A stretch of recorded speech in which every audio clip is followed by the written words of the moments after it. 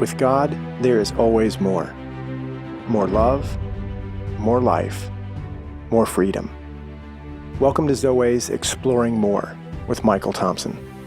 C.S. Lewis once wrote, "Our Heavenly Father has provided many delightful ends for us along our journey, but He takes great care to see that we do not mistake any of them for home." Join me and the team as we explore the kingdom together, discovering the deep truths and offering encouragement for the journey. There is always more. Welcome, friends and allies, to the Exploring More podcast. I'm Michael Thompson with my brothers on the adventure, on the journey, Greg Sailors and S.J. Jennings, and David Burnett is back with us to continue the exploration of the masculine journey. And we are going to dive into the fundamental, foundational, bedrock beginnings of boyhood and what it looks like to enter into the stage, or for us, go back to the stage of boyhood, and what went well, what didn't go well, what should have happened in this stage. And so, yeah, you guys ready? Let's jump in. Boyhood. It's the first decade, 0 to 10, maybe a little bit later. It's a stage of belovedness. I mean, that word is huge, Greg. You asked off camera, are we going to talk about belovedness? Yeah. Mm-hmm. Yeah, this is my favorite. This is the stage in a boy's life when that's really all that matters, is being loved. And when I say that, I mean being provided for, being protected, being given an environment where he really is the center of attention. There's counterparts to this for girls, girlhood, but the early years of a boy's life, that's really, really important, that he has a environment that his questions, his core heart's questions can be answered. And those core questions are, do you see me? Do you like what and you do see? you like what you see? Yeah. Or do you delight in me? Do you want me? Those are just huge. And I'm not sure we fully grow out of those questions.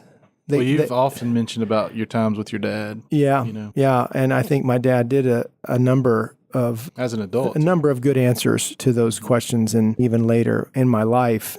But so many boys, it just goes south so quickly, so early. And we want to explore that a little bit, be sensitive to that.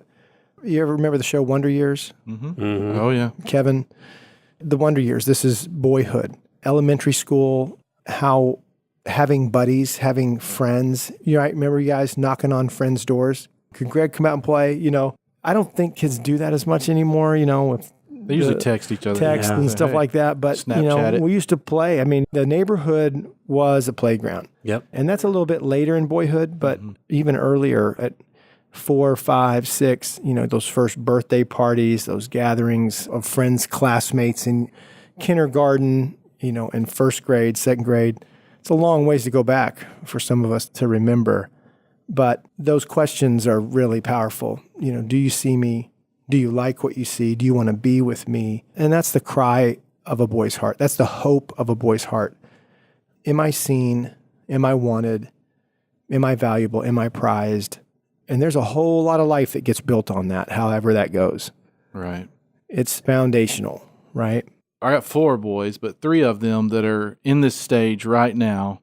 One that's kind of graduating into the stage we talked about last time, the Ranger stage.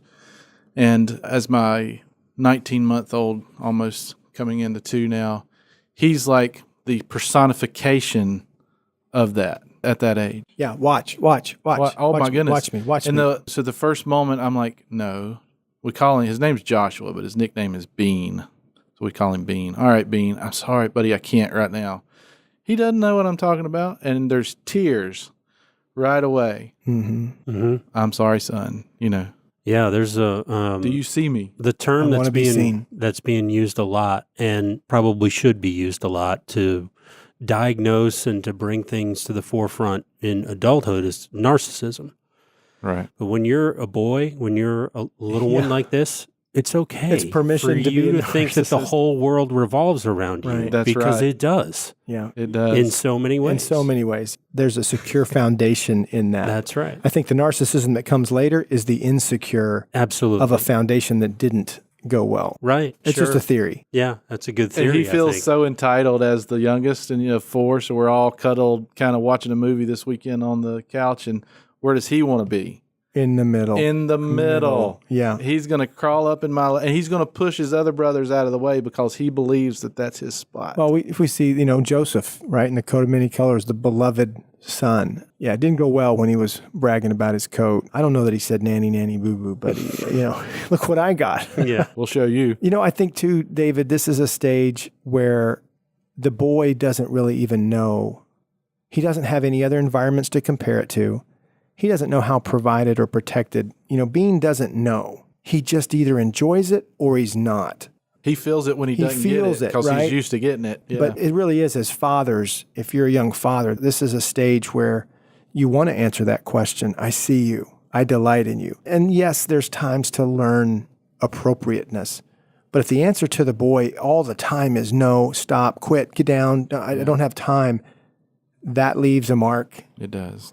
And I think there's time to unravel the narcissism, right? When we transition from boyhood to ranger, that is a hard transition. I love that you said it's a transition from, okay, son, you're not the center of the universe. You were, but you're not. I want to move you into a larger universe where it doesn't orbit around you, but you become part of this family in a different way. That's a huge transition at 8, 9, and 10. And it doesn't go very well. Most of the transitions don't, because you're leaving for 7, 8 years, a decade of trying to find your way in that stage to the next stage. No, I'm not going to cut your meat. You need to, let me show Learn you how to hold a knife. Let me show you how to cut your, and by the way, this knife is sharp. That's a transition into ranger stage. Sharp things, heavy things, carrying things, physical. But a lot of things are done for you at this boyhood stage. And provision and protection, you're the most unaware of them as to define them. But like you said, Greg, you're aware of them if you're experiencing them or not. And there's a lot of going with and being with. A boy in the boyhood stage, right? They come and grab your hand. Come with me. And I'm talking about 3, 4, and 5. They want you to watch. They want you to get in the bunk bed. They want you to get in the box. They want you to be with them. So your physical presence is huge in the boyhood stage as a dad. And as a boy, having your dad's physical presence, time, huge, right? Another great part of this stage that hopefully it went well, tuck in. Yeah. I mean, to be read to be told stories, to be prayed with, all of those things begin at such a young age. They're so important.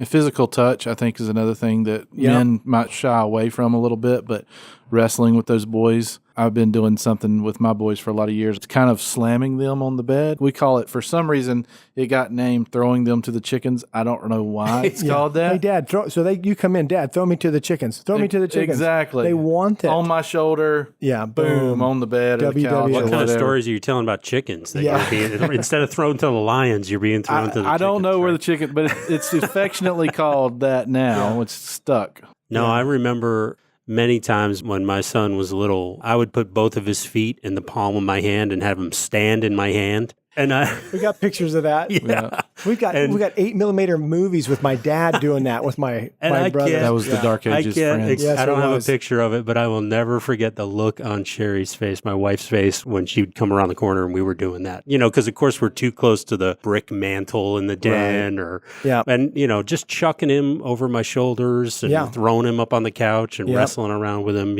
Oh, on your shoulders. I used to mow the lawn with my girls on my shoulders. They would take turns. It was a workout. Yeah. But we have pictures of that, I mean, that boyhood, girlhood stage. Yeah. I love the idea of having physical touch, wrestling, sitting in the lap of your dad, protection. Right, reading books or watching something together, listening to something together. Falling asleep to football with him on my chest. Yeah. Right. That's belovedness. That's being loved. And the boyhood stage is all about that, all about being loved. I think this is also a stage where, back to the narcissism, I think about the gifts of time, the gifts of presence, and then maybe even the gift of unwrapping presence. There's a delight in that. Surprises, taking your son, beloved daughter, taking them with you places. I mean, even in the grocery, you can have a great time with your young one. Oh, yeah. He used to want to come with me everywhere. Go to the dump. We'd load up the pickup truck. I mean, I'm taking the trash. But he just wanted to ride in the pickup truck. I know David's dad, he was a tool man, bring him in. But I can remember we had sets of little miniature rakes and shovel. I mean, they were plastic. They didn't really work, but Dad had the big stuff. And there we were, a couple boys just following Dad around, throwing things in wheelbarrows. He's doing the heavy lifting, but we're there. We're engaged. Those are big. And he's got to go around behind us, right? Yeah.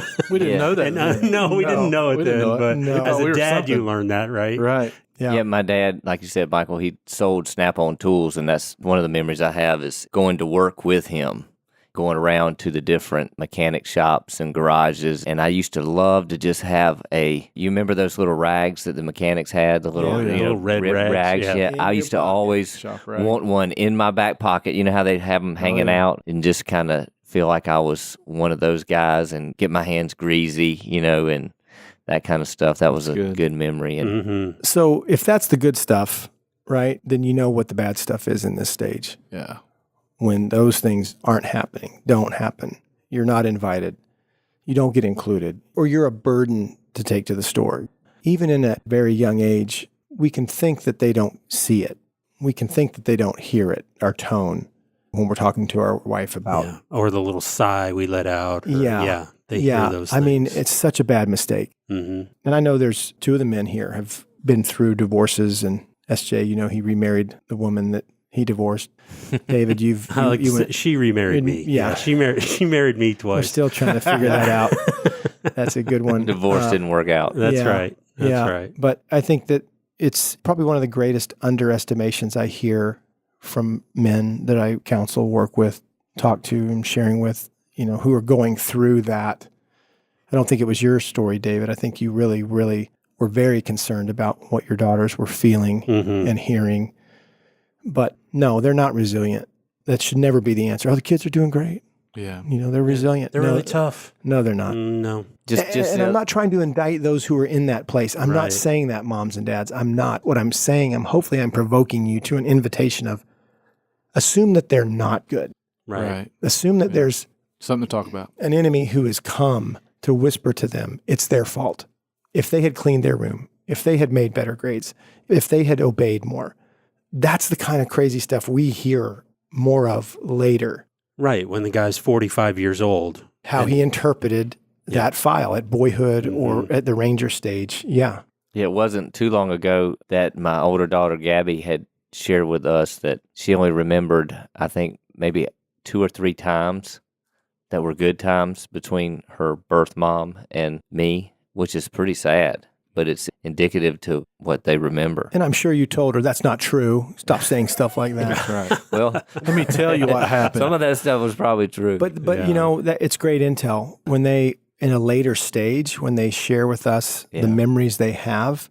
I mean, we learned a lot about our girls in their 20s talking about how they experienced girlhood.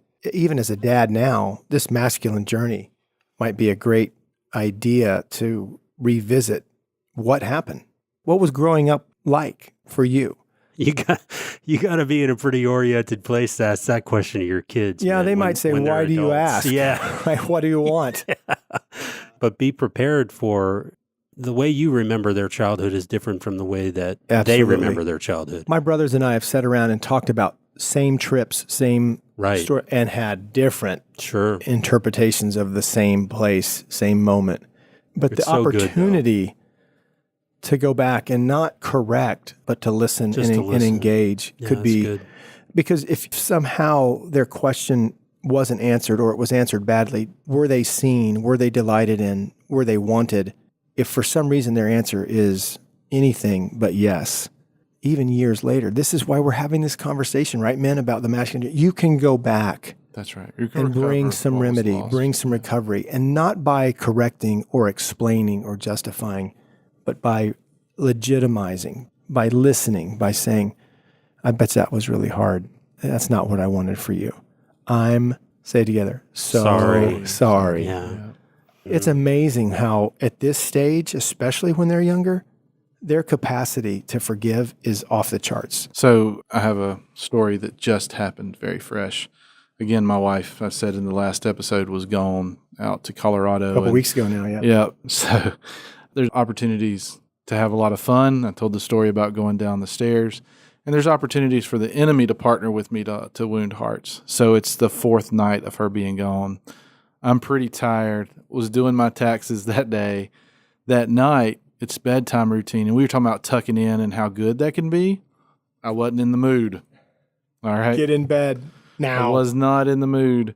And I just did not handle it well, man. And not quite yelling, but very stern. Let's pray. Here's a kiss on the cheek. Good night. All right, go back downstairs. And then there's an invitation from the enemy. Then there's an invitation from the Lord. And so the invitation from the enemy is what you expect. You stupid, fill in the blank. Look what you just did to your boy. And I can go to shame and guilt. The invitation from the Lord was, how about you go back up there? It was my 8-year-old, Luke, particularly. And so, I waited strategically for 30 minutes-ish because I knew the younger boy would go on to sleep. And sure enough, go up there. There's some sobs going on. Scoop him up, bring him downstairs, and we talk and we pray. And I'm so sorry. I love you. Let's not see this be this way. That night after he goes back to bed, God prompted me, write him a note, put it on the mirror. Such a good thing. Mirror messages are wonderful, men and ladies. If you've never done mirror messages, do it.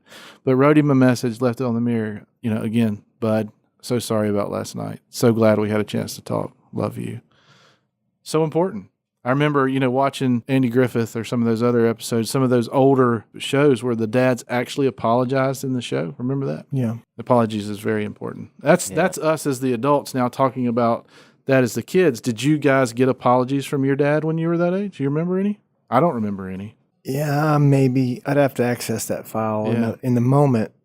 I think in the disciplinarian lane, my dad and mom there were some times they were mad. Mad. Your brother's breathing. Your brother's bleeding, and you're. He's breathing. He's all right. Good. Breathing on me. Yeah, we had some of that in the car. Yeah. Don't make me pull this car over. Don't give my space. Yeah. But there was enough love to counter some of those heated moments, and I think, Greg, you're bringing up in this stage. Sometimes a boy doesn't feel like he's the beloved son, even for a minute or for a night. The enemy wants to really drive that home with whispers of, you're stupid, your dad loves your brothers. We don't want to underestimate the enemy in any stage that we're fathering and parenting, but don't underestimate the power of even these files in your own storyline. But when boys are arrested with a sense of abandonment or violence or anger, loss, it's just a goldfish sometimes to moms and dads. It's not, they don't see it that way. How can you honor loss for a 4-year-old or 5-year-old? There's a trick. How do you get into that? How do you get another goldfish before they notice? Is that what you're supposed to do? Walk with God. Walk with God. Walk with God, right? That's what TV taught us. That's right. Yeah, the Brady Bunch. Yeah, there's just a lot, even at this stage, that can get arrested, that can get infiltrated by the enemy. And whether mom and dad were tired or mom and dad were really mad and angry and fighting, little hearts at this stage, our little hearts could feel the weight of some of those moments. And so can, our children. And I think that's unintentional. Like you're saying, that wasn't intentional. But when you realize you did it, Greg. Yep, that's right. That's a great lesson. It'd be easier to not go, write a note, not go take 30 more minutes, not go. But what if something really significant's on the line? And then when you walk up there and you hear the tears, you hear the sniffles. Thank the Lord. Yeah, you're Jesus, thank you for that. That's thank you for the prompt. Gift. Yeah. Yeah. I'll speak for myself. I had a tendency to do that when Steve was younger, to minimize some of his hurts and some of what was demonstrated to me, I guess. But things like that, Greg, having to go to bed early or not getting what you wanted or skin knee or that, it was kind of I know not every time, but on many occasions it was, come on, man, just rub some dirt on it or something, Right. Roll yourself up by get your over bootstraps. it. Yeah, man. It's not that big of a deal, And there's going to be some testing of parental hearts, and there's going to be some challenging by boys and girls of that heart, not eating, doing things that... Let's not even talk about the eating struggles, Lord. There's bargaining. There's a lot. I don't want to be insensitive. It's a very target-rich environment for wounding, missing hearts, and how we handle that when we need to be firm when we need to be more intentional? Are we communicating out of anger? And there are just times I just remember with the girls where the negotiations were over.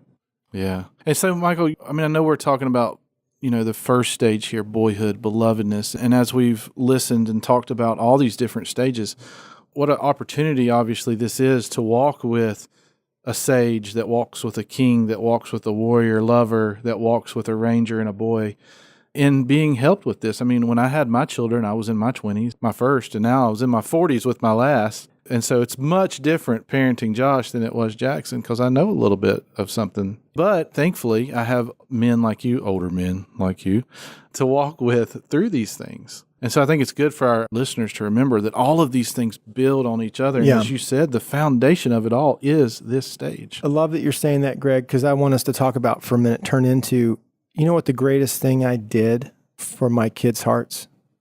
I went with Jesus after mine. Amen. That's good. That's the greatest marital conference I've ever been to that I didn't go to. The greatest parenting conference I've ever been to that I didn't go to. But the restoration of my heart, right? That's why we wrote Heart of a Warrior. Right. Was to invite men to go back in their story so they could go forward unencumbered without the wounding messages of all these stages. Because it's not just one wound. I mean, in this series, we've literally been talking about what could be accumulatively files of hundreds of times that our hearts took a hit. Yeah. Mm-hmm. Wounded messages, and then a pattern begins. Right. And that's when the false self rises of self-protection, self-promotion. And about that ranger stage, the welding is cooling on that false self-construct, and it's in play. Mm-hmm. Yeah. Michael, you wrote in your book, and here in the journal workbook as well, I hope to persuade men to go with God back into their stories to remove whatever things block them from receiving the love of a father from his beloved son. Mm-hmm. Then, with their ability to receive Father's love recovered, I hope to instill in men an awareness of the ongoing training required to see disoriented men become oriented. So powerful. Like you're saying, we have to recover what was lost. I'm going to say this because it keeps coming back up in my head. It occurs to me that when you're in this stage, the boyhood stage, you have the least capacity to communicate out of all the stages. Yeah. You're 3 years old. You can't articulate why you're crying or why you're angry. Going back to your son, Why you're Greg, afraid. why you're afraid, what you're experiencing. You can't articulate those things. So that's a double-edged sword in that. If you're the boy, then you don't know how to communicate what you're saying. There could be frustration there. There could be on your little heart agreements that your dad's frustrated with you now, right? Because you can't tell him what you're thinking or how you're feeling. And then on the other side of it, from the parenting perspective, you can be frustrated with your kid. Just tell me what's wrong. Just what is it? I'll fix it. Yeah, exactly. And again, confession time, I did that with my kid and I would get frustrated with him. Why can't you just communicate to me?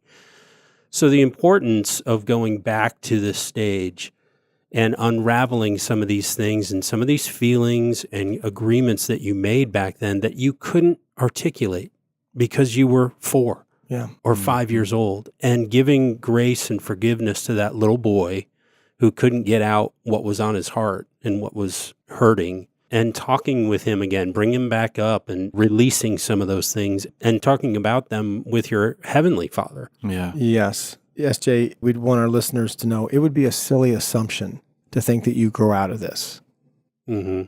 There's a part of me, there is a legitimate part of me that a boyhood part of my heart still resides and is still there.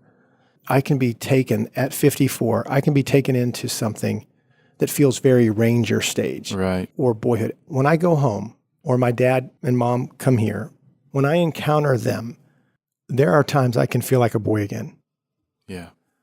Dad still has an incredible presence. Power, really. And power. Good power. And no, he doesn't treat me like a boy. Mm-hmm. But there are times, Greg, I'm just glad to be with my dad next to him. I know your dad's gone and all 3 of my friends' dads are gone at this table. But yeah, there's times when boyhood, even in my king stage, raises its head.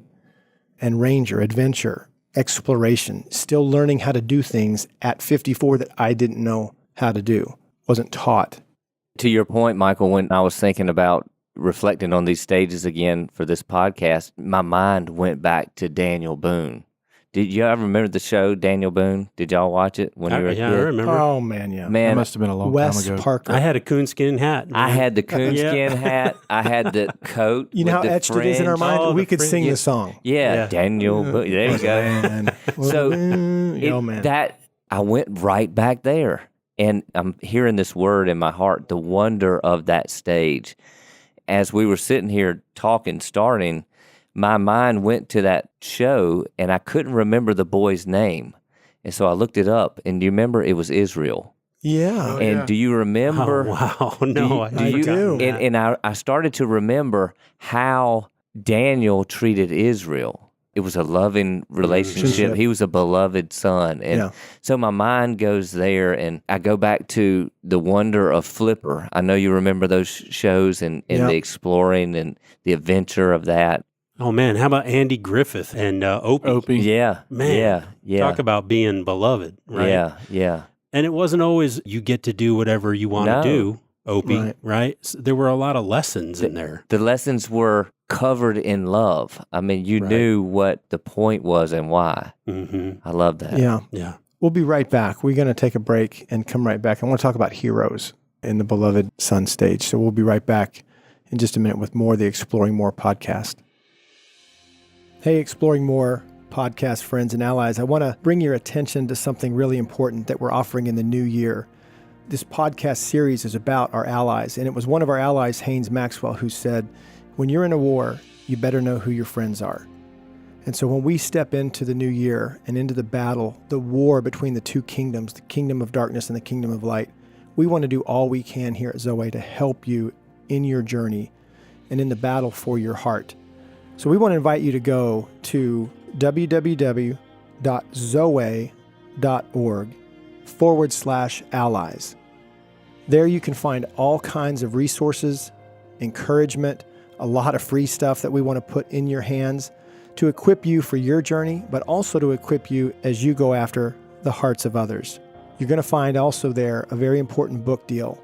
We want to give you The Heart of a Warrior in quantity, in bulk, at our wholesale prices, almost 50% off when you buy a box of books, a case of books of 26 or more, and the discount becomes more as you buy more books. We want to give you the best deal we can so that you can get The Heart of a Warrior into the hands and into the hearts of as many men as you can. Welcome back to the Exploring More podcast. We're talking about boyhood and the masculine journey. And before the break, you brought up Daniel Boone. This is so important. We start to identify with things in boyhood. You look at little boys in Halloween, what they dress up as, right? The superheroes, the astronaut, the cowboy, the policeman. You played cops and robbers. I mean, you played games literally personifying certain identities, you know, and you had to take your turn as good guys and bad guys, right? But you got to take a turn, and it meant what you wore, you know, what you got to get a hold of in the garage, how you played Army, you know, pine cones, and, you know, if you really felt aggressive, it was going to be dirt clods. Always got a great idea. Let's make this, Dad. Okay. Yeah. So like Daniel Boone, great idea. You're accessing, David, by bringing that up, just these other identities, personas. I mean, heroes. Who were some of the heroes of our boyhood? I mentioned it too. This may not be a standout hero, but the show Flipper, and as I'm thinking about it, his dad was a cool dude. Yeah. He was like a park ranger or something. But he was always driving around in the boat. I don't forget the little kid's name, but he had his Sandy. He had his own boat. But the father-son relationship was always a really good one, you know, and there was good lessons learned, like you were talking about, SJ. Yeah. I mean, those are just huge shows. We watched Lassie. We watched Gentle Ben. We watched Gilligan. The Dukes of Hazzard. No, that's older. That started some other problems. That's older. But, you know, I remember baseball cards. I remember trading cards, you know, football. as a boy. Yeah. Again, there weren't a ton of channels. So you watch the game typically with Dad or Howard Cosell, right? Monday Night Football, and in my generation. I mean, and I remember Sears carried the official license of the NFL. So you could get helmets there. That was big. We would play. You would get your team. We'd put those helmets on, and they weren't made for whacking each other. They weren't made for head, My dad, Michael, was a Braves. Concussion. Yeah, concussion, yeah. My dad was a big Braves fan, so we grew up TBS back in the day. Yeah. They played, every game was on TBS, and so I grew up watching the Braves. Dale Murphy back in the day loved. Oh, they were awful. Yeah, they were awful, awful. But I loved watching them, and I'll never forget. We got to go to Atlanta, Fulton County Stadium, and we sit in center field, and I got to see Dale Murphy within 40 yards from me. Yep. Holy cow! Yeah, helmets. Getting helmet night, and oh my gosh, and bats. Yeah, yeah. I think bobblehead. Right, I remember some people have bobbleheads of themselves. By the way, I remember the I've heard that's a thing. 1980 Olympics. And the hockey team beat the Russians for the gold. I mean, I was 10 years old, 9 years old, actually. I don't know why. We watched in the kitchen. Mm-hmm. But, that was the first time I remember feeling really patriotic. And my dad was a very patriotic man and loved his country. But watching those guys win, they were a bunch of knuckleheads. They were college guys. So that's it was what made it one of the greatest, absolutely, gold medals that ever. Moment, maybe the greatest in history. Well, yeah. if those guys can do that, anybody can do that, and it was a really important moment. I remember. Isn't it interesting? Those iconic figures we played. We pretended we'd grab brooms and all of a sudden we're playing hockey in the garage. And what do you think it offers us, Michael? Why do we do that? I think we want to get close to that idea of something heroic, somebody winning, somebody making the goal that beat the Russians, the bad guys at the time. Overcoming evil. Yeah, overcoming evil. I think it was Eldridge years ago that I heard say, boys aren't pretending, they're rehearsing. There's something in us that wants to get close to that. I think it's in us. I think it's in our DNA that God made us to be heroic. Yeah. Not all, but a lot of boys, right? Everything's a weapon. A stick is not a stick. It's a sword or a javelin. We have a few on our walls here. And there's just pine cone is a grenade or a ball. If you don't have a ball, just pitch grenades. There's some wicked curves with pine cone. Your ability to pretend and imagine is wonderful at that stage, I hope. Mm-hmm. It's not arrested or stolen from you, but later in life, it is in many ways. It's part of what the enemy wants to come to steal, kill, and destroy is our imagination, our ability. I remember when I was growing up in this stage, we were in Southern California, so there was a lot of adventures. There was a lot of belovedness going places with my family. There was camping, and there was parks, and there was ocean, building things. Right. Putting sand on Dad, burying just a lot of activity that was really good. The Disneyland passes. I mean, there were tickets. You went in and used A, B, C, D, and E Got tickets. To see It's a Small World again. Yeah, but stepping into that, I thought Disneyland was huge. Right. Went back as an adult. It's not that big. Isn't that funny? It's just not that big. I was shocked. Yeah. I was back up on the Cape not that long ago and drove by we lived in a couple of places on the Cape and went by the old houses we lived in. And just like that, I remember them being gigantic, and they were probably 1,500 square feet or something. I mean, they were, maybe 1,200. I mean, they just weren't, but they seemed big to me. Yeah. And the sorrow that some men carry is that as a boy, they didn't get to do any of that or much of that. There wasn't. Yeah, I was arrested. There wasn't exploring. There wasn't, for different reasons, they weren't able to be with their dads. They weren't taken along. And some boys were left alone, and isolation. You're on your own came really, really, really early, even in this stage. This is very arresting when a boy feels like he has nobody to turn to. There's nobody there to make things safe. Right. So fear enters into the story, and he has to learn how to navigate through that and protect himself. That's a stage that's supposed to be the warrior stage. That's 2 decades later. Too early, in your 20s, late teens, early 20s is the warrior, and now you have to be a warrior in your 6. That's arrested development, right? That's that space of, yes, you'll need to learn that, but what you didn't get was you're delighted in, you're seen, you're wanted. So to go recover that from Father God, to enter into that. Yeah, even every time you get those files out, they're not misinterpreted. They weren't good. Mm-hmm. And the message to your heart wasn't good. So how do you go to God for healing? How do you go, and this is a hard word when you're hurt, especially forgiveness. Right. Letting things go. How do you forgive the people who hurt you? And how do you receive forgiveness for even some of the people that you hurt? Yeah, I think about a movie that we've turned to many, many times is Braveheart. And when Wallace's dad is killed, he's not far, he's maybe on the edge of this stage. I don't know how old he is. He might be 10, Yeah. Maybe It's a great 12. story. And who comes in on the white horse even is Uncle Argyle. I want a movie what about a great- Uncle Argyle. Yeah. Let me just interrupt and say, Yeah, come we on, need Mel a movie Gibson. about Uncle Where's the Argyle. movie about Yeah. Argyle? Where'd he get that cape? That's Where'd he- right. Yeah, seriously. That's a good one. For those of you that haven't seen it, go see the movie, rent the movie. It's probably available on VHS somewhere. Yeah, But, that's right. but That's right. That's right. Real but to when, real. when he comes in, he really does. He just scoops William up Mhm. and says, I'm going to show you how to use this sword, but first I'm going to train your mind.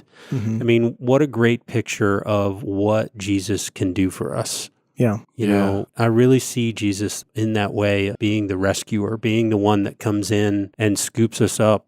Think about where Wallace is at in that moment. His dad's gone. I mean, it's him on the farm. You know what I mean? I'm good. He doesn't He know thinks. Argyle's coming, That's right? Right. And here he comes in and scoops him up onto his horse and takes him away. Yeah. Michael, you wrote a book. A few, actually. Yeah. Well, I mean, Heart of a Warrior is big in that. I mean, Braveheart is big in the in Heart the of a Warrior book, I mean, book. if you look at the cover of the book, if you guys haven't seen it, it actually recreates the ending of Braveheart, where Hamish, right, Mhm. throws the Throws the sword, sword. and there it is. And with what we're talking about, the first 8 chapters, Michael, some people might say redundant. I don't think so. Thorough is about belovedness. And what Yeah. is the tagline of the book? Yeah. Before you can become the warrior, you have to become the beloved son. And everything you're saying, Greg, about 8 chapters and bringing it up, we know and believe that it's so fundamental, important. so foundational to go back and have that worked on by God with his help, giving him access. Love, such a big word, belovedness. Belovedness, being know, loved, being being the loved. Beloved Son. Right. If you didn't get that, then that's where the invitation is to go back. How far? I don't know. As far as it takes. Yeah. Father wants it. He desires to be there with you. And no matter where you land, we've shared some fun stories about being boys and having boys and that being fun.